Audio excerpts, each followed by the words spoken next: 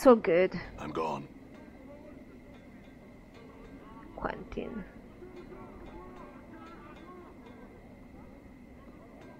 You're healing a lot, nameless one. A lot at once. Hey, Ingress. Oh my god, that portal. You see Ingress, she's huddled inside her cloak of dirty rags, her teeth chattering. She's glancing furtively about her, as if expecting to be attacked at any moment. Hey? Eh? You? She squints at you. What is it you want me now? You want me to leave? Not leaving this city, so I'm not. I can't. Try it. It's not a city, it's a prison. To everywhere. I found someone who can take you back to your home plane. Ingress falls silent. I want to go, want to leave this place. His name is Kandrian. He should be along shortly to help you. Trust him, alright? Ingress says nothing, merely nods quietly, her teeth chattering inside her mouth. I'll go back and meet Kandrian at the smoldering corpse bar and make sure everything turned out alright. Miss Strong? Updated my journal. So I need to go back there? I'm gone.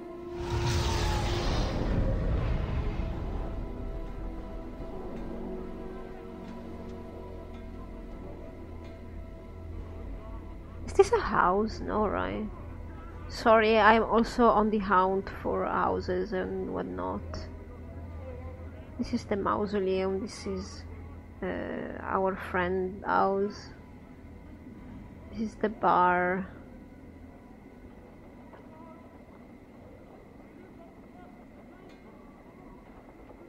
Yeah, alright, I don't think there's anything. I don't think. So we need to go back to the smoldering corpse. Done. And yeah, I don't have time. Alright. Look how many people there are here at night. Well, makes sense. I'm gone. So I'm going to him. Kandrian stands as you approach him. The tooth woman wanted you to have these. What? He says, holding out his hand. She wanted to express her thanks, even out the balance book as it were, and be done with the damned things. In the palm of his hand are Ingress' dancing teeth. And he smoothly deposits them into your hand. Enjoy them, Seeker. Updated my journal.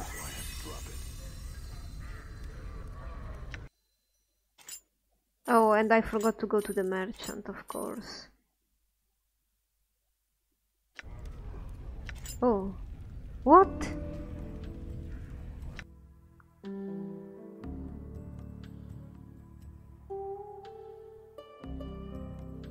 Oh, these are the teeth.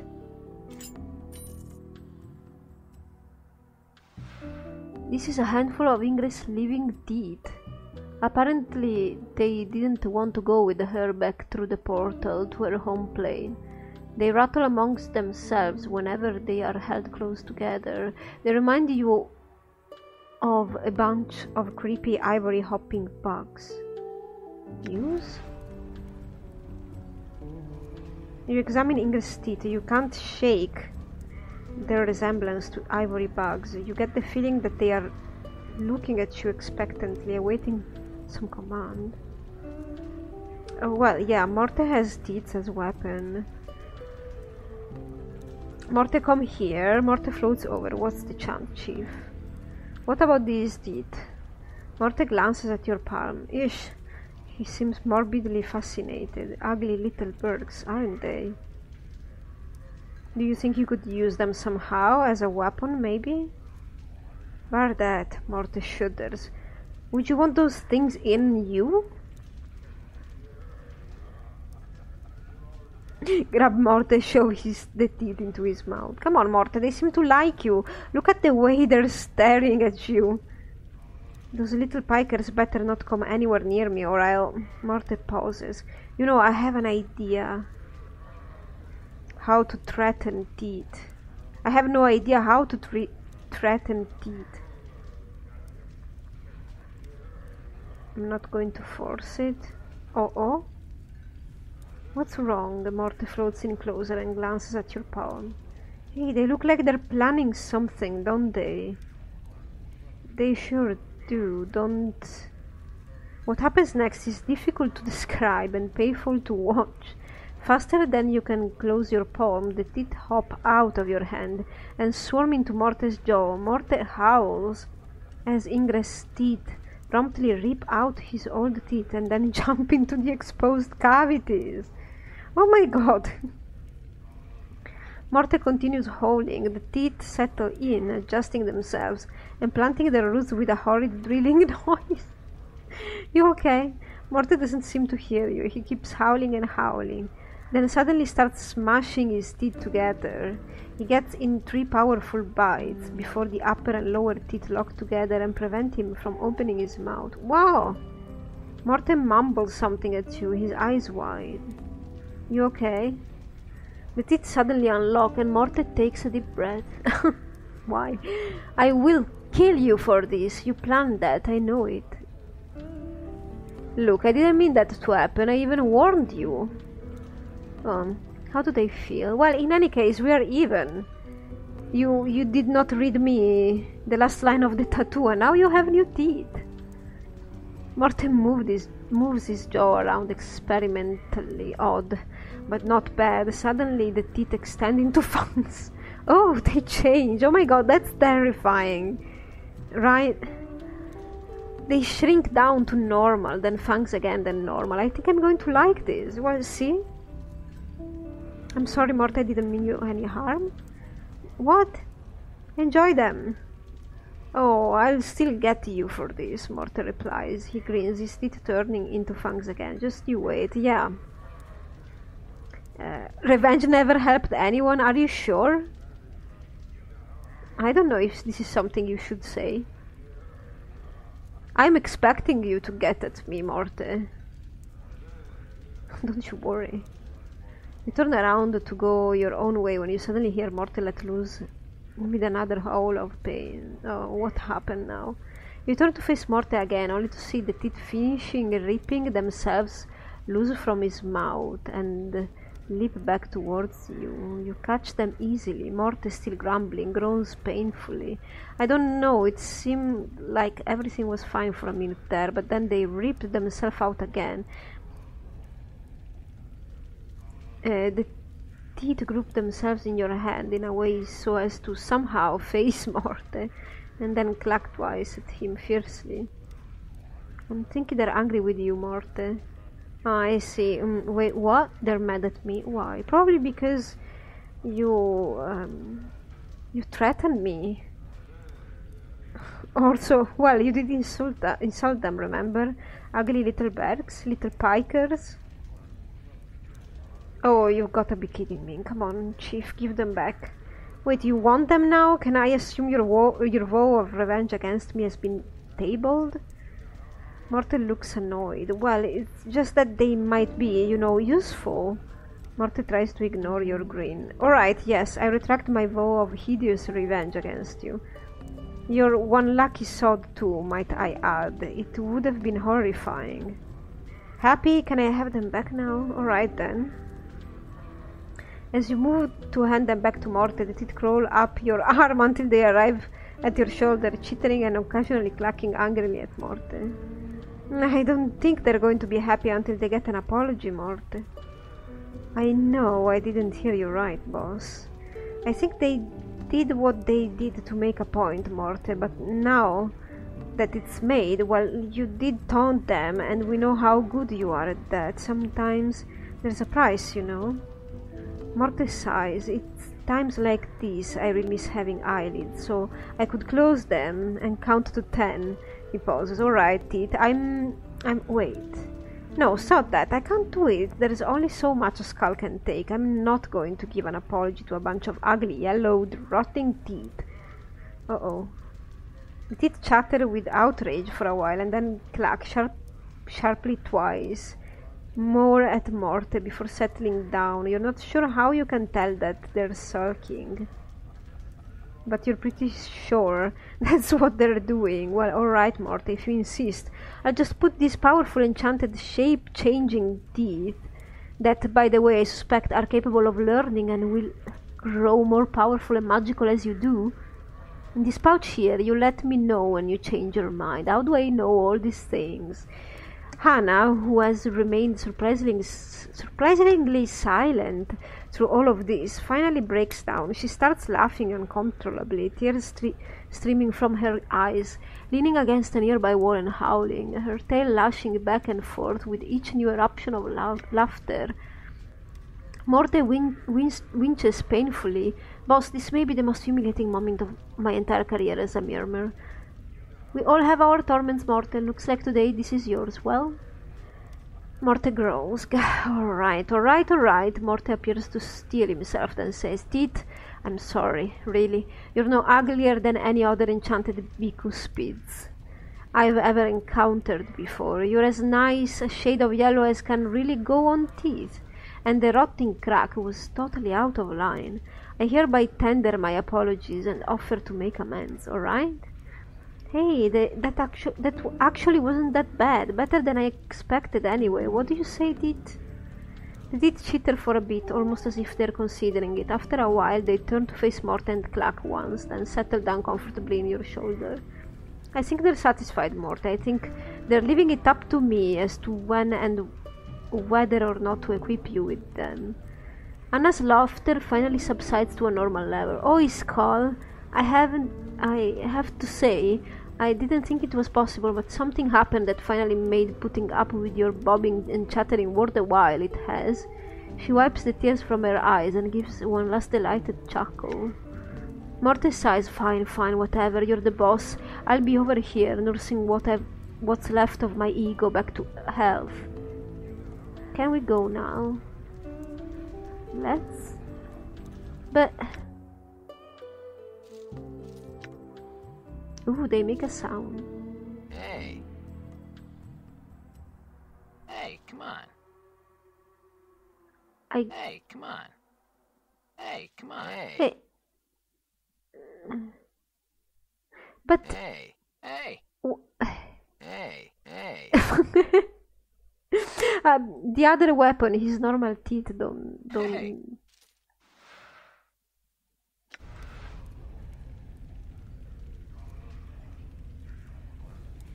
Ah, you're examining Ingress' teeth again.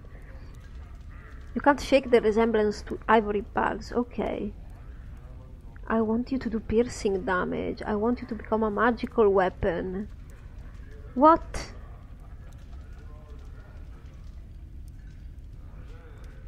Which one do I choose?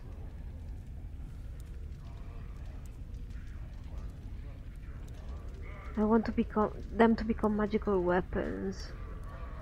I don't know. Let's try them both and then reload or something, because... Piercing damage. Teeth elongate into sharp fangs. Done.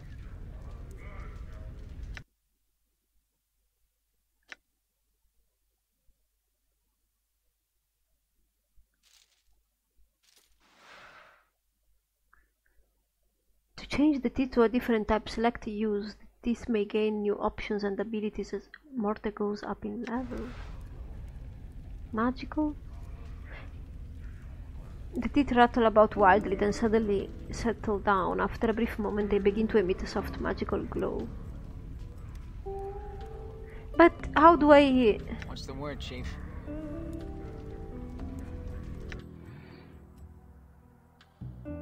How do I see their property? Alright.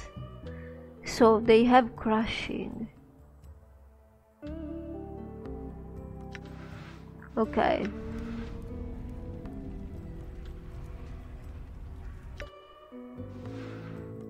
Piercing damage. I don't know. Let's start with piercing. Hey, we can hey, always hey. change them, right? Alright. Done.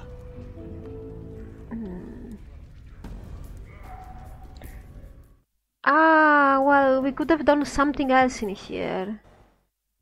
Done. What about you? Let's conclude with you. Pay up. Pay up! How much do you need? I think I need about 100 coins to get started on that debt.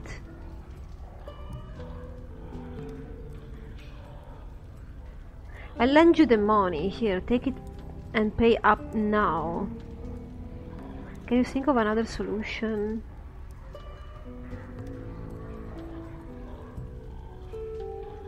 So I just have to lend her money. She pockets your jink, glances briefly toward the door, almost as if she's weighing her chances of dashing out, sighs heavily, and she realizes there's no chance and begins to walk glumly towards the bar.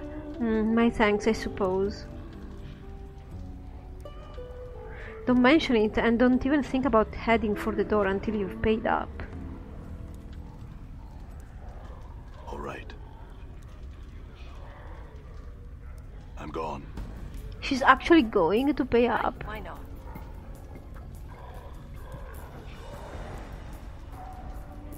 We should probably talk with these fiends again. I'm really following her. Done.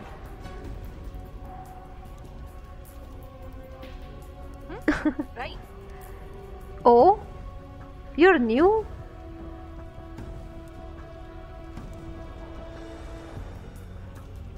Some money. Okay, he said that she needs to gather some more money. Right? And otherwise he will send him. She's going away. Done.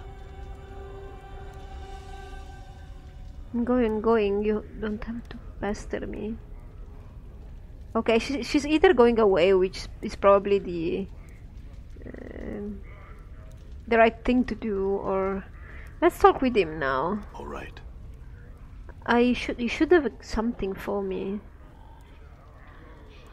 You won't be having trouble with mock chai again. Then, friend, you have full bar privileges for free, anything you want anytime. Really? That's not an investment. That must have been a pretty big tab she ran up. You don't know the half of it. You want a drink now? No, not really. What about the patrons?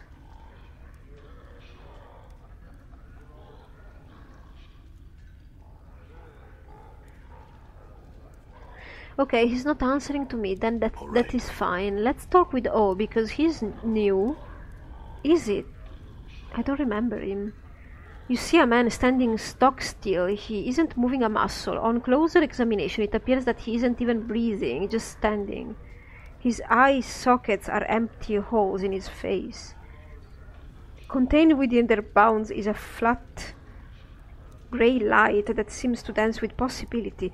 Looking into the sockets, the airy, empty feeling of a limitless void shivers through you, as if you had gazed into a sliver of eternity. The head slowly swivels toward you.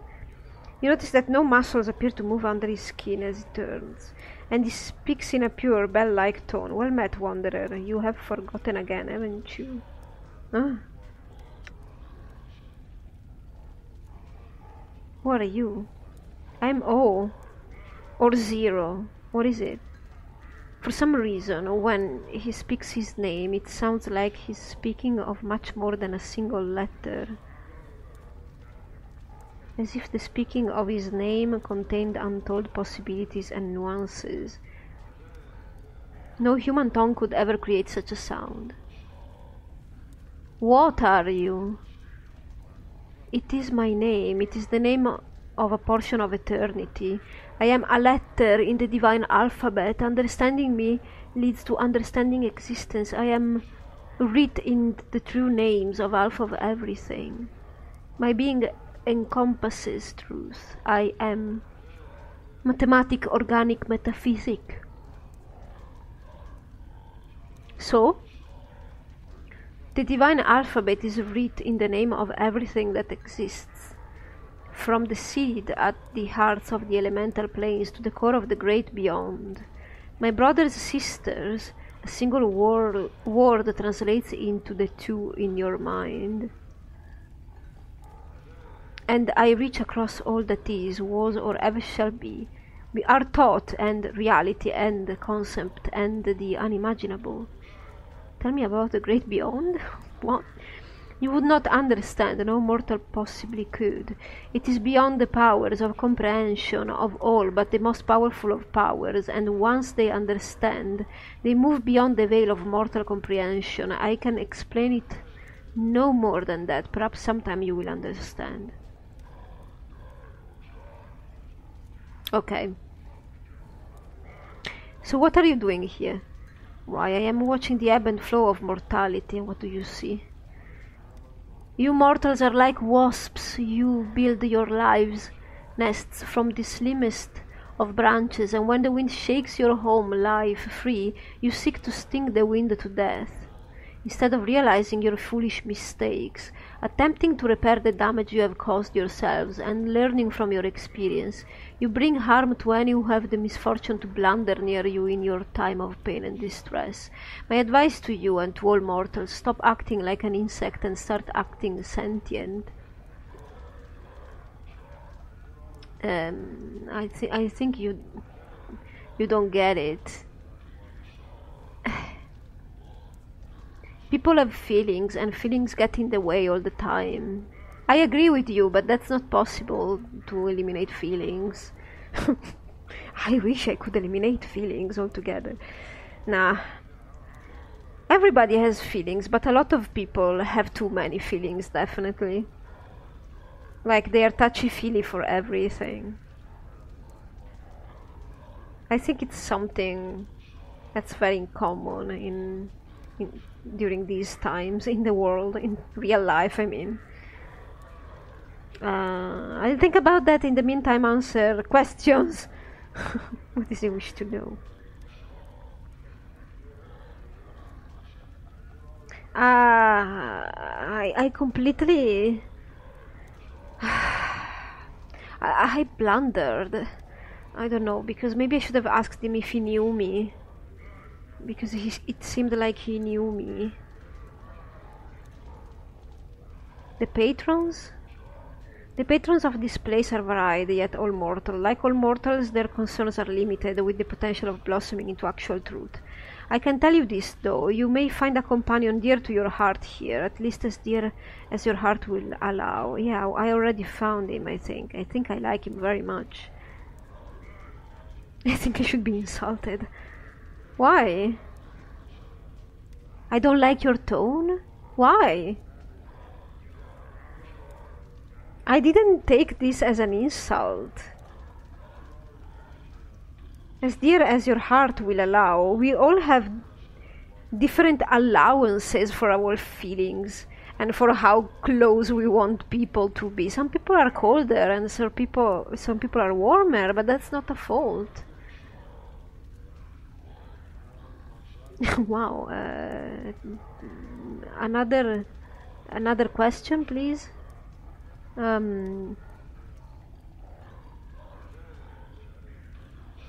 About the alphabet. He's repeating. That means you know all the secrets of existence, doesn't it? I know parts of many of them. Without a connection to my brothers and sisters, I am but a letter alone. I am a symbol. Combined, we are language and power.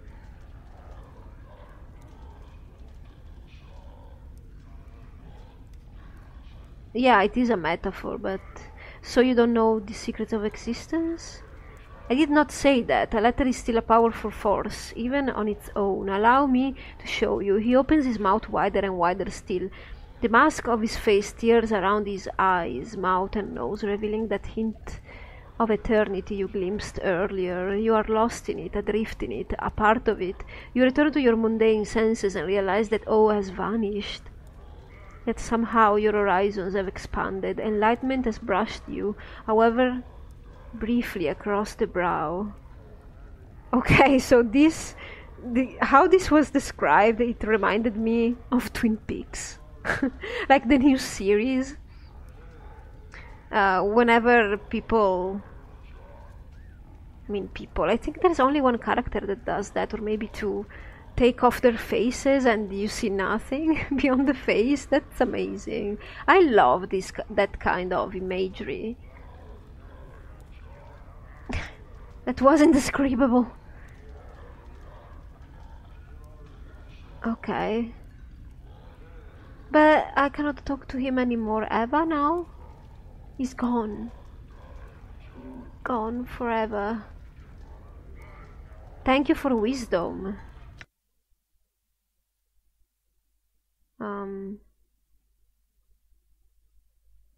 Do I actually have it? Wait. It's 19 now?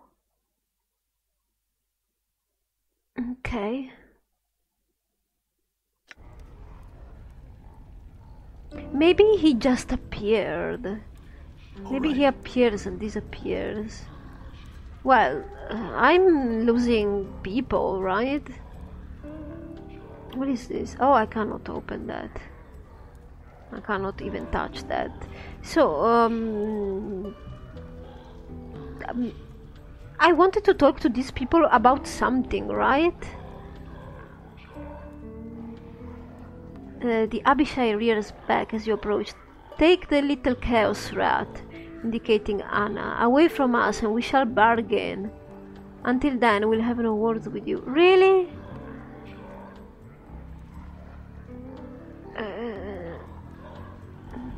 I really needed to know something. Yeah, they are creature of orders, so they don't like her, because she must be chaotic something. Because...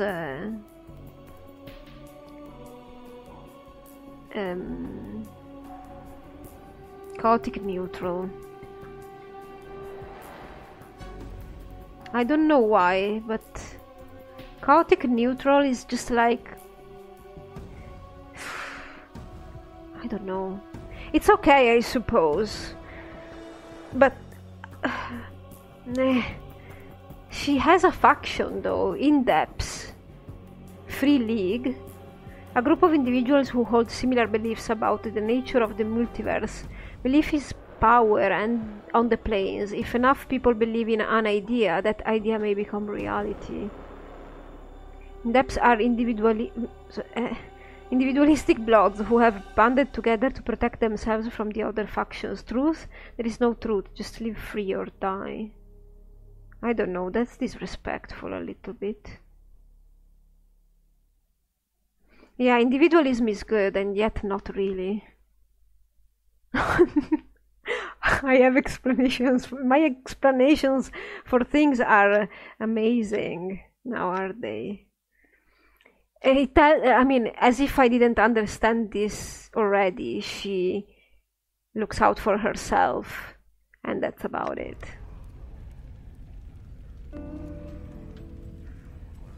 I might have to keep an eye open for her, and for Morte, maybe. The only guy I really like, completely like, is Dakon. Honestly. Because Morte can be... there is a word to describe her, but... she can be annoying. Not annoying. Anna is annoying. Morte can be a little bit sleazy, maybe.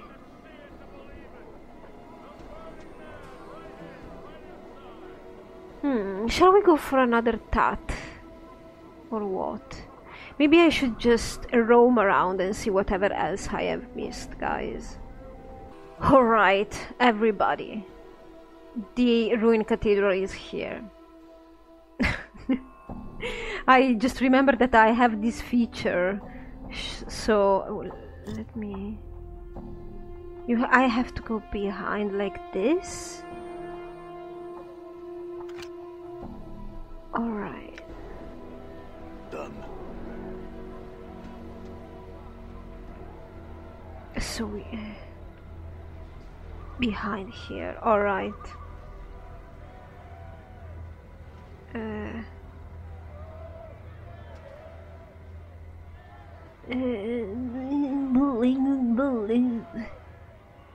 Maybe it's not there? Maybe the entrance is here?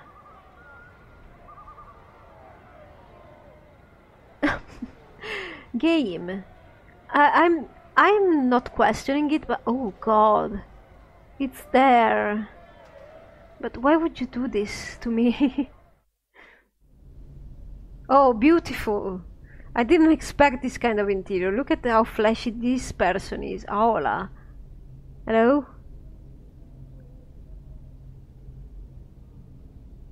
Welcome to the Cathedral of Auskar.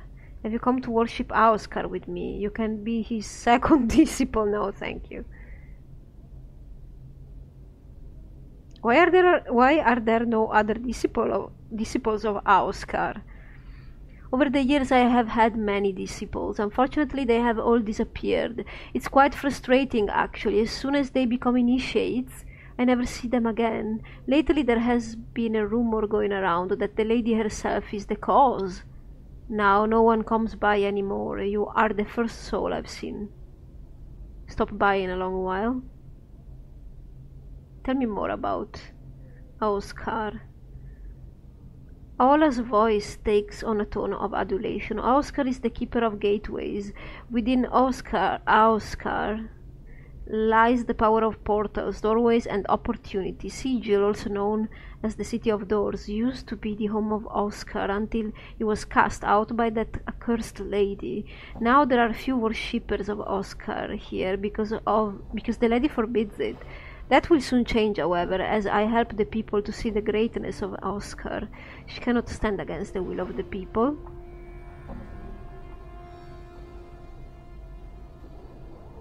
I don't wish to cross her yet, but...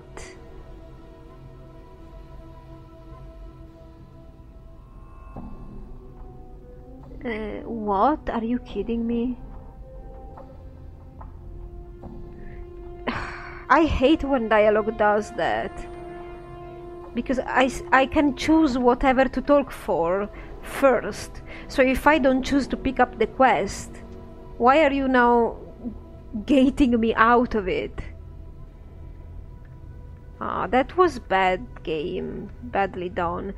This is probably what happened. I mean, I don't know because I don't know, but I always felt like the whole Dead Nations had a quest. And this is probably what happened. I said something, and then I just botched everything because I clicked an option before another. I hate that. I really hate that. But unfortunately, some games just do that. So let me see if I go back in. Maybe here is sets or something. Here is set. Thank God. I come seeking counsel concerning a box and a demon. You explain to him your predicament. Ola seems to consider things for a moment and then speaks to you. I, a humble disciple to the great Auskar, can indeed help you. First, you must relinquish the box to me. Take it. Ola places Moridor's box within a wire pyramid-shaped structure and then mutters a prayer to Auskar. The familiar shimmering of a portal soon fills in the sides of the pyramid. Ola then casually reaches through the portal and flips open Moridor's box. You scream in an attempt to stop him, but are too late. Almost instantly the box begins to disintegrate as a sickly smoke begins to fill the interior of the pyramid. A feeling of immense dread fills the room, and it is all you can do to keep yourself from bolting from the tent. You notice that as the tendrils of smoke touch the sides of the pyramid, they are drawn into the swirling vortex of the portals. As the last tendril of smoke disappears, the feeling of dread passes. Ola smiles a bit nervously at you. Witness the power of Auskar, the keeper of gateways. I'm sure a fiend of such power that it required so many spells to contain. It will have no problems making its way back here. And when it does, it's going to be looking for you. How do I know this? I have taken that into consideration. You see, each side of the pyramid contained a portal to a different plane. In effect, I scattered its essence far and wide across the multiverse. Oh my god. It's like dismembering. Did you know there are races out there that consider demons a sort of delicacy? He begins to chuckle softly as he reaches into the pyramid and sifts through the ashes of the box, removing the gem that was attached to it. Payment for my services. I will use this to help rebuild my beautiful cathedral. Yeah, okay, keep it. Updated my journal. We gained experience, alright.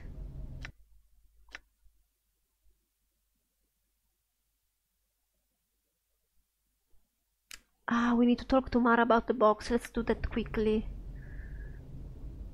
Okay, Right. can I more questions to you? Why? I'm gone. Why?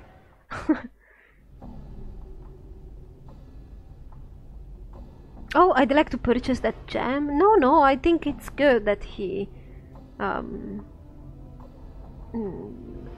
will use it to rebuild the cathedral. Maybe, you know, the lady having some competition will be good. She doesn't seem to be a very well-loved ruler.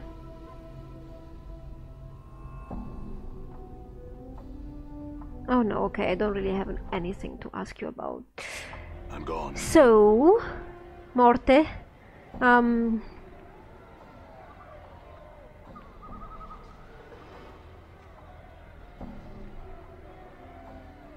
where was Mar? He was where the inn is.